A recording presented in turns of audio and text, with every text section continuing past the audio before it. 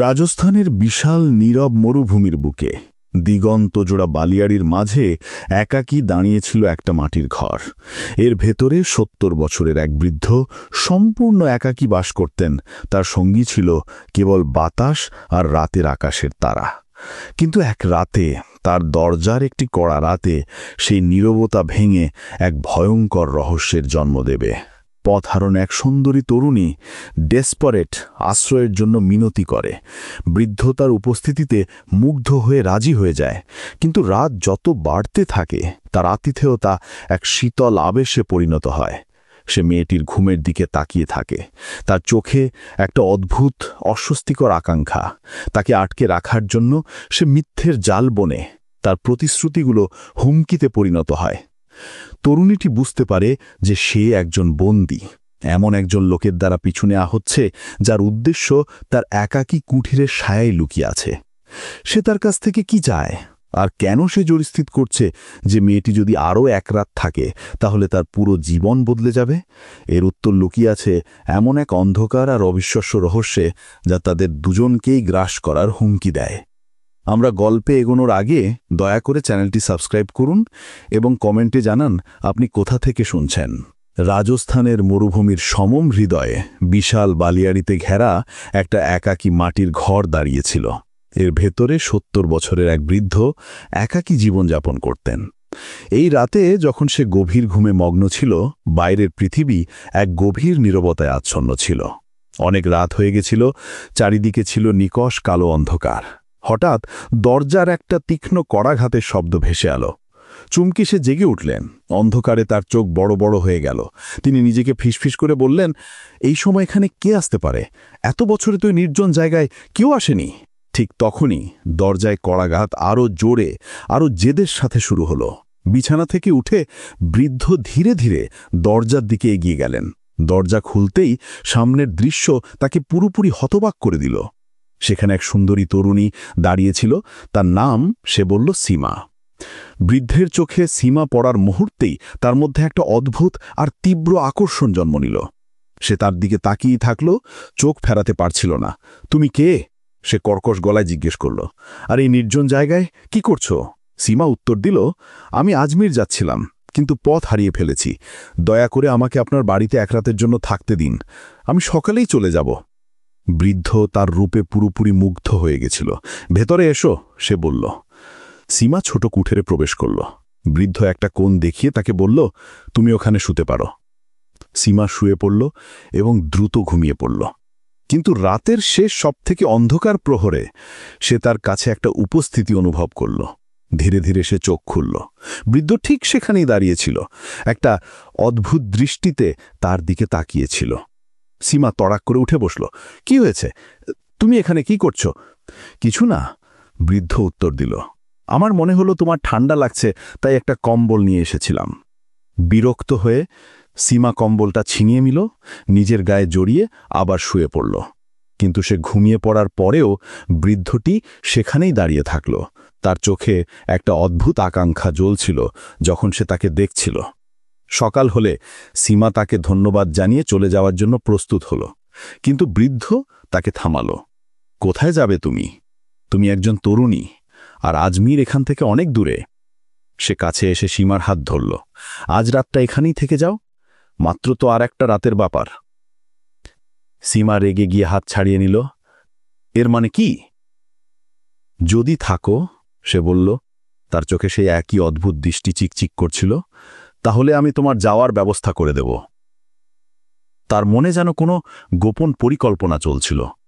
সীমা ছলনা আঁচ করতে পেরেও উপায়ন্তর না দেখে থাকতে রাজি হল। বৃদ্ধ তার দিকে তাকিয়ে রইল, যেন মনে মনে চাইছে সে তার আরও কাছে আসুক। আবার রাত নামল। সীমা তার কোণায় শুয়েছিল, আর বৃদ্ধ তার বিছানায়। গভীর রাতে যখন নীরবতা বিরাজ করছিল, বৃদ্ধটি চুপচাপ উঠল। সে হামাগুড়ি দিয়ে সীমার ঘুমের কাছে গেল এবং অনেকক্ষণ ধরে তার দিকে তাকিয়ে রইল। তারপর সে তার পাশে বসে আলতো করে তার চুলে হাত বলাতে শুরু করল। হঠাৎ সীমা সামান্য কেঁপে উঠল। বৃদ্ধ জমে গেল ভয়ে যে সে জেগে উঠবে। আতঙ্কে সে দ্রুত নিজের বিছানায় ফিরে গেল। এমনভাবে শুয়ে পড়ল যেন কিছুই হয়নি। সীমা বাকি রাতটা জেগে থাকল, তার মন তোলপাড় করছিল। এই বৃদ্ধ আমার কাছে কেন এসেছিল? সে কি করার চেষ্টা করছিল? তার উদ্দেশ্য মোটেই ভালো নয়। সে ভয়ে কাঁপছিল। ভাবতে ভাবতে অবশেষে সে একটা অশান্ত ঘুমে তলিয়ে গেল। সকাল হতেই সীমা উঠে বৃদ্ধের কাছে গেল। সে জিজ্ঞেস করল, কাফেলা কি এসেছে? আমাকে এখন যেতে দাও। বৃদ্ধটি এক মুহূর্ত তার চোখের দিকে তাকিয়ে বলল, না, কাফেলা এখনো আসেনি। সীমা হতবাক হয়ে গেল। কিন্তু তুমি তো বলেছিলে আজ আসবে। বৃদ্ধটি ক্লান্ত গলায় উত্তর দিল, হ্যাঁ, আসবে, সম্ভবত সন্ধ্যার আগে। আমি আর এখানে থাকতে পারছি না, সে বলল। বৃদ্ধটি শুধু মাথা নাড়ল। সে এখন কুঠিরের উঠানে বসেছিল, দূর থেকে সীমাকে সেই একই অদ্ভুত দৃষ্টিতে দেখছিল। সীমা মনে মনে ভাবল, ও যেভাবে আমার দিকে তাকায় সেটা ঠিক নয়। আমাকে এখান থেকে তাড়াতাড়ি বেরোতে হবে। আমি একজন তরুণী। কে জানে ওর মনে কি চলছে। ও তো গত রাতে আমার কাছে এসেছিল, আমাকে ছোঁয়ার চেষ্টা করেছিল। আমি কোনো অবস্থাতেই আর একটা রাত এখানে কাটাতে পারব না। কাফেরা আসুক বা না আসুক, আমি আজ সন্ধ্যায় চলে যাব। বৃদ্ধটি তখনও দূর থেকে তাকে দেখছিল, ঠিক যেন কোনো শিকারী তার শিকারীর দিকে তাকিয়ে আছে। সন্ধ্যা ঘনিয়ে আসতেই সীমা তার মুখোমুখি হতে যাচ্ছিল, কিন্তু তার আগেই বৃদ্ধটি তার কাছে এসে বলল, দেখো, মনে হচ্ছে কাফেলা সকাল পর্যন্ত আসবে না। ভাবলাম তোমাকে নিজেই জানিয়ে দিই। ওদের কাছে অনেক মালপত্র থাকে, তাই ওরা ধীরে ধীরে চলে। আর একটা রাত থেকে যাও। সীমার রাগ ফেটে গেল। আমি আর থাকতে পারব না, সে তীব্র স্বরে বলল। কাফেলা আসুক বা না আসুক, আমি এখনই চলে যাচ্ছি। আমার ধৈর্যের বাঁধ ভেঙে গেছে। বৃদ্ধটি আরও কাছে এগিয়ে এলো। যদি আর একটু দেরি করো তাহলে অন্ধকার হয়ে যাবে। তুমি একজন তরুণী, এই মরুভূমিতে রাতে কোথায় যাবে? এখানে বন্য জীবন্তরা ঘুরে বেড়ায়। যদি কোনো বিপদ ঘটে। যখন সে কথাগুলো বলছিল, তার গলার স্বরে চিন্তার থেকে বেশি ধূর্ততাই ছিল। সীমা এবার পুরোপুরি নিশ্চিত হল যে এটা আর একটা ফাঁদ। কিন্তু সে বলল, ঠিক আছে, আমি থাকব, কিন্তু এটাই শেষ রাত। কাল সকালে কাফেলা আসুক বা না আসুক, আমি চলে যাব। বৃদ্ধটি হাসল আর বলল, ঠিক আছে। কিন্তু তার হাসির পেছনে এক অদ্ভুত রহস্য লুকিয়েছিল। রাত নেমে এলো। সীমা এবার পুরোপুরি সতর্ক ছিল। সে তার কোণায় শুয়েছিল, কিন্তু তার চোখ খোলা ছিল। ভয় আর সন্দেহে ডুবে গিয়ে সে ফিসফিস করে নিজেকে বলল, আশা করি আজকের রাতটা তাড়াতাড়ি কেটে যাবে। সে চোখ বন্ধ করে ঘুমিয়ে পড়ার ভান করল। বৃদ্ধটি তার বিছানায় শুয়েছিল, কিন্তু তার এক চোখ খোলা ছিল। সে বারবার সীমার দিকে তাকাচ্ছিল, বোঝার চেষ্টা করছে সে সত্যি ঘুমিয়ে পড়েছে কিনা। যখন মনে হলো যে সে একদম নড়ছে না, তখন সে ধীরে ধীরে উঠে তার দিকে এগিয়ে গেল। সে অনেকক্ষণ ধরে চুপচাপ তার পাশে দাঁড়িয়েছিল, শুধু তাকে দেখছিল। তারপর সে তার পায়ের কাছে বসে আলতো করে তার পা মালিশ করতে শুরু করল। সেই মুহূর্তে সীমার কান সামান্য নড়ে উঠল। বৃদ্ধটি তার লক্ষ্য করল এবং সঙ্গে সঙ্গে পিছিয়ে গেল। এরপর সে তার কপালে হাত বোলাতে শুরু করল। হঠাৎ সীমা চোখ খুলল। সে কোনো কথা না বলে মুখ ফিরিয়ে নিল, কিন্তু তার শরীরের নড়নচড়ন বুঝিয়ে দিল যে সে জেগে উঠেছে। বৃদ্ধটি চুপচাপ উঠে পড়ল এবং আবার নিজের বিছানায় গিয়ে শুয়ে পড়ল। তার বুক অদ্ভুত উদ্বেগে ধুকফুক করছিল, কিন্তু মুখে কোনো অনুশোচনার ছাপ ছিল না। সকাল হল। সীমা উঠে সোজা বৃদ্ধের কাছে গেল। সে তীক্ষ্ণ স্বরে জিজ্ঞাসা করল, হ্যাঁ, তোমার কাফেলা এসেছে, নাকি তোমার কাছে নতুন কোনো অজুহাত আছে? বৃদ্ধটি এক মুহূর্ত চুপ করে বলল, কাফেলা আসেনি। সীমার রাগ ফেটে পড়ল। আমি আগেই জানতাম কোনো কাফেলা আসবে না। তুমি অন্য কোনো উদ্দেশ্যে আমাকে এখানে আটকে রেখেছ। আমি সব বুঝে গেছি। আমি আর এক মুহূর্তই এখানে থাকব না। আমি চলে যাচ্ছি। যখন সে কুড়েঘর থেকে বেরোনোর চেষ্টা করল, বৃদ্ধটি হঠাৎ তার সামনে এসে দাঁড়াল, তার পথ আটকে। তুমি এখান থেকে যেতে পারো না, সে বলল। আমার পথ থেকে সরে যাও, সীমা সতর্ক করল, না হলে আমি জোরে চিৎকার করব। বৃদ্ধটি ধীরে উত্তর দিল, তোমার আওয়াজ এখানে কেউ শুনবে না। সীমা হতাশায় চিৎকার করে উঠল, তুমি কি চাও? তুমি কেন আমাকে আটকাচ্ছ? তুমি তোমার বাবার বয়সী, তোমার কি লজ্জা করে না? বৃদ্ধটি গম্ভীর ঘনে বলল, ব্যাপারটা তুমি যা ভাবছ তা নয়। তুমি যাকে আজমিরে খুঁজতে যাচ্ছ, হয়তো সে এখানেই কোথাও আছে। সীমা জমে গেল। আমি আর এক মুহূর্ত এখানে থাকতে চাই না। আর তুমি কি করে জানলে যে আমি আজমিরে কাউকে খুঁজতে যাচ্ছি? সেটা আমি এখন বলতে পারবো না, তবে তুমি যদি আজ রাতটা এখানে থাকো তাহলে সেটা তোমার জন্যই ভালো হবে। সীমা হতবুদ্ধি হয়ে গেল। সে মনে মনে ভাবল, আবার একটা চাল। ও বারবার আমাকে কেন আটকাচ্ছে? ওর আসল সমস্যাটা কি? বৃদ্ধটি বলল, আমি তো বললাম, যদি আর একটা রাত থাকো তাহলে কাল সকালে তোমার সব প্রশ্নের উত্তর পেয়ে যাবে, আর হয়তো তোমার আজমির যাওয়ারও দরকার পড়বে না। সীমা এখন পুরোপুরি বিভ্রান্ত হয়ে গিয়েছিল। সে নিজের ভেতর তাকালো, স্তম্ভিত। ও কি করে জানে আমি কি খুঁজছি, আর আমার কোন সমস্যার কথাও বলছে? তার মনে প্রশ্নের ঝড় উঠল। কিন্তু বৃদ্ধের ওপর তার আর বিন্দুমাত্র বিশ্বাস ছিল না। সে তাকে ধাক্কা দিয়ে কুঁড়ে ঘর থেকে দৌড়ে বেরিয়ে গেল। বৃদ্ধটি তার পেছনে দৌড়ে এসে ডাকল, থামো, যদি তুমি চলে যাও সব কিছু নষ্ট হয়ে যাবে। অনেক দূর দৌড়ানোর পর সীমা ক্লান্ত হয়ে ভেঙে পড়ল। সে হাঁপাচ্ছিল, তার মন তখনও ভয় আর অস্থিরতায় ভরা ছিল। হঠাৎ বৃদ্ধটি হাঁপাতে হাঁপাতে এসে তার সামনে দাঁড়াল। তার নিঃশ্বাস ভারী ছিল, কিন্তু তার কণ্ঠে তখনও এক রহস্যময়তা ছিল। ধীরে কিন্তু দৃঢ়ভাবে সে বলল, আমি তোমাকে শেষবারের মতো বলছি, ওই বাড়িতে ফিরে যাও। যদি যাও তাহলে হয়তো তোমার আজমির যাওয়ার দরকারও পড়বে না। ক্লান্ত হলেও সীমা কঠোর স্বরে জিজ্ঞাসা করল, যদি কিছু বলার থাকে তবে পরিষ্কার করে বলছো না কেন? বৃদ্ধটি গভীর শ্বাস নিয়ে বলল, আমি এখন সেটা বলতে পারবো না। যদি এখনই বলি সব কিছু নষ্ট হয়ে যাবে। কিন্তু আমি একটা কথা বলতে পারি, তুমি তোমার স্বামীকে খুঁজতে বেরিয়েছ। এই কথা শুনে সীমা পুরোপুরি হতবাক হয়ে গেল। তার শ্বাস যেন গলায় আটকে গেল। হ্যাঁ, আমি আমার স্বামীকেই খুঁজছি। ও অনেক দিন ধরে নিখোঁজ। আমি ওকে সব জায়গায় খুঁজেছি, আর এখন আমি আজমেরের দিকে যাচ্ছি। কিন্তু তুমি এসব কি করে জানলে? বৃদ্ধটি গম্ভীরভাবে উত্তর দিল, আমি সব জানি, কিন্তু তোমাকে আমার সাথে এক রাত কাটাতে হবে, তবেই আমি তোমার সব প্রশ্নের উত্তর দেব। এই অদ্ভুত শর্ত শুনে সীমা কেঁপে উঠল। সে ভয়, সন্দেহ আর বিভ্রান্তিতে বৃদ্ধের দিকে তাকিয়ে রইল। এটা কি আবার কোনো নতুন ফাঁদ? ও আজ রাতে আমার সাথে কি করতে চায়? সে মনে মনে ভাবল। বৃদ্ধটি সেখানেই দাঁড়িয়ে রইল, খুব গম্ভীর আর স্থির। তার চোখ তখনও সীমার ওপর আটকে ছিল। কিছু মুহূর্ত ভাবার পর সীমা বলল, ঠিক আছে, আমি থাকব আর একটা রাত এখানেই। এই কথা শুনে বৃদ্ধের মুখে একটা হাসি ফুটে উঠল। তার চোখে একটা ঝিলিক খেলে গেল, যেন বহু প্রতীক্ষিত লক্ষ্য অবশেষে হাতে মুঠোয় এসে গেছে। খুব ভালো, সে বলল। সীমা আর বৃদ্ধ কুঁড়ে ঘরের দিকে হাঁটতে শুরু করল। সীমা আগে আগে হাঁটছিল আর বৃদ্ধটি তার পেছনে। কিন্তু তার হাঁটা এখন আর তাড়াহুড়ো ছিল না, বরং একটা স্থিরতা ছিল। তার চোখে সেই পুরনো উত্তেজনা তখনও লেগেছিল।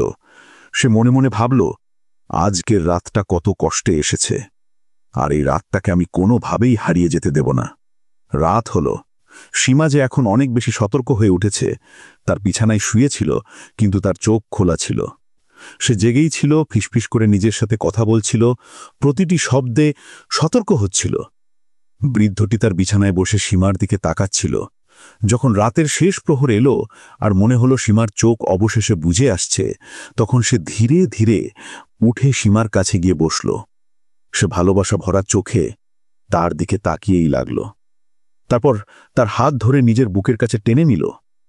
সীমা হঠাৎ হাত ছাড়িয়ে নিল এবং রাগে মুখ ফিরিয়ে নিল। বৃদ্ধটি চুপচাপ উঠে তার বিছানায় গিয়ে শুয়ে পড়ল। তার চোখে কোনো অনুশোচনা ছিল না, বরং একটা অপেক্ষা ছিল, যেটা এখন তার শেষের কাছাকাছি। সকালের প্রথম সূর্যের রশ্মি কুঁড়ে ঘরের মেঝেতে পড়ল। দেয়াল বেয়ে আলো ভেতরে ঢুকল। সীমা আগেই জেগেছিল। তার মুখে ঘুমের ছাপ ছিল না, বরং উদ্বেগ আর ভয়ের ছাপ স্পষ্ট দেখা যাচ্ছিল। এবার সে বৃদ্ধকে কিছু না বলে, কিছু না জিজ্ঞাসা করেই ওখান থেকে বেরোনোর চেষ্টা নিল। যেই মুহূর্তে সে কুঁড়ে ঘর থেকে বাইরে যাওয়ার চেষ্টা করছিল, তার চোখ পড়ল এক কোণে বসে থাকা একজনের উপর। সেখানে এক যুবক বসেছিল, সুন্দর আর উজ্জ্বল মুখ, পরিপাটি কাপড় পরা, কিন্তু তার মুখ অন্যদিকে। সীমা অবাক হয়ে গেল। সে তার কাছে গিয়ে জিজ্ঞাসা করল, তুমি কে? যুবকটি ধীরে ধীরে মুখ ঘুরিয়ে তার দিকে তাকালো। তাকে দেখে সীমা স্তম্ভিত হয়ে গেল, যেন তার পায়ের তলার মাটি সরে গেছে। সে জোরে চিৎকার করে উঠল, এ তো আমার স্বামী নিতিন। সে দৌড়ে গিয়ে তার গলায় ঝাঁপিয়ে পড়ল, চোখ ভরে এলো অশ্রুতে। তার জন্য এই মুহূর্তটা কোনো জাদুর মতো ছিল। তুমি এখানে কিভাবে এলে? আমি কি স্বপ্ন দেখছি? সীমা জিজ্ঞাসা করল।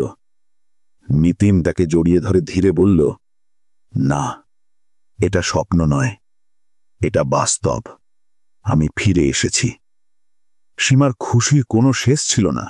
বছরের পর বছর যাকে খুঁজছিল, আজ সে তার সামনে দাঁড়িয়ে আছে। অবাক হয়ে সীমা নিতিনকে জিজ্ঞাসা করল, কিন্তু তুমি কোথায় ছিলে, আর তুমি এই বুড়োর বাড়িতে কিভাবে এলে? ওই লোকটাকে আমার মোটেই ভালো লাগেনি। তুমি তাকে চেনো? নিতিন তার চোখের দিকে তাকালো।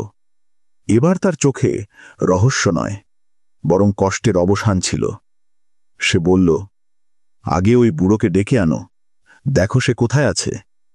সীমা কুঁড়েঘরের প্রতিটি কোণ খুঁজতে লাগল, কিন্তু বৃদ্ধটি কোথাও ছিল না। সে ফিরে এসে বলল, ও তো কোথাও নেই, মনে হচ্ছে যেন গায়েব হয়ে গেছে। ও কোথায় চলে গেল?